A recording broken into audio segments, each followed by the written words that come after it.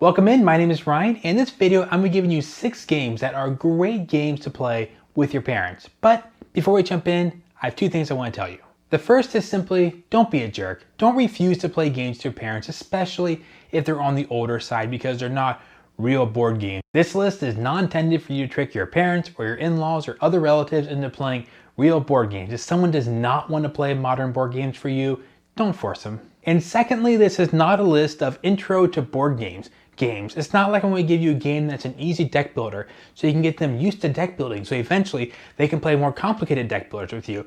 No, these are simply great games to play with your parents. We're going to start off here at number 1 with my favorite of every game on this list for this situation, and that is The Crew. One thing I look for basically all the games on this list is if the core of the game, the core mechanisms are going to be something that maybe the older generation are already somewhat familiar with, and that is what is so amazing about The Crew. The core of The Crew is simply trick taking. I've said it many times on my channel before, but one of the things I love about The Crew is you can get a group of people, maybe one person is the oldest person, they haven't really been exposed to many modern board games, but they played a ton of classic card games like Hearts or Spades, so they're very familiar with the idea of trick taking. So everyone's kind of thinking The Crew is cooperative, we're all working together. Everyone's kind of like, oh, that's probably the weak link over there. Then almost all the time, that person is the best at the game, and the other gamers are like, well, we're the gamers, we should be the best. But the people who are used to trick taking, it's like its own world where they see that, oh, you don't have any blues. Okay, we don't have any blues, so that means this. Or they notice like what cards come out and they're really good. Things like, okay, when I need to short suit my hand to maybe have an advantage later. These are all terms and concepts that people who are used to trick taking games are really, really good at. Up next is Say Anything, and Say Anything is a really simple party game where you're going to have a word and you're going to try to match that word with basically a word that you make up. You can do any word you want and quickly write down on a whiteboard and turn it in. It kind of has a categories feel to it where there's a category and you're trying to think of the best word to put into that category. And also it's a great family game because people are throwing words in. You can be funny if you want to, write down whatever you want. Just a really good kind of bonding game where there'll be lots of laughs as you go along. Up next is Codenames, and Codenames is such a cool game because it's very easy to teach, but how you play the game really scales to the group. So you're going to have a whole bunch of words written down cards in front of you, and then a little card that tells you which one of those words you want your teammate to guess, and also some words you don't want them to guess. Then you're going to give them a clue and a number that tells them how many words out there match up with that clue. So for example, let's say you have 6 cards out there, and of those, 3 of them are West, Ranch, and Horse. So you give them the clue saddle, hoping to hear saddle, and then okay, saddle has to do with horses, saddle has to do with the ranch, and also the Wild West. It's a really fun game that you're playing with your parents or other couples to put them on a team with each other. So when they're giving clues, so people who know each other well will have a whole bunch of kind of backlog of like, oh yeah, this thing here, this clue I gave, that referenced that movie we both liked that one time. So it's a really fun game to kind of see what clues people come up with. By the way, if you're planning on playing it only 2 players, there's a cooperative version called Codenames Duet that turns into a 2-player cooperative game, and it's actually pretty fun also. Up next here we have Lost Cities, and Lost Cities is a 2-player only card game. The idea of it is so simple. You have some cards and you can put those cards down the board to go on expeditions. But the thing is, if you put a red card down, you're actually going to get negative points in that red track unless you can get to a certain point value. So you really don't want to start putting cards out there unless you see in your hand you have enough of that color.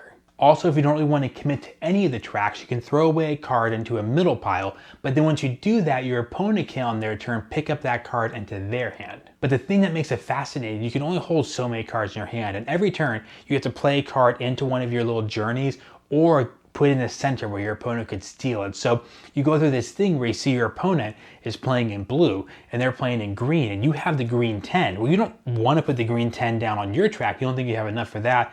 But you really don't want to discard the green 10 because you'll give it to them. So as you start acquiring more cards in your hand that you can't give to them, but also cards you don't want to play yet on yours because you're waiting for lower cards to kind of fill in the gaps, you get to this big kind of hand management crunch. Every time I explain this game to people, they think, well, this is really simple. There's not much to it. It's like the 3rd or 4th turn, they go, oh, I don't want to throw away any of these cards. You just immediately start hitting those great decisions. So all in all, Lost Cities is really easy to teach, only about 5 or 10 minutes long. It also hinges on some concepts that people who are used to classic card games are already good at.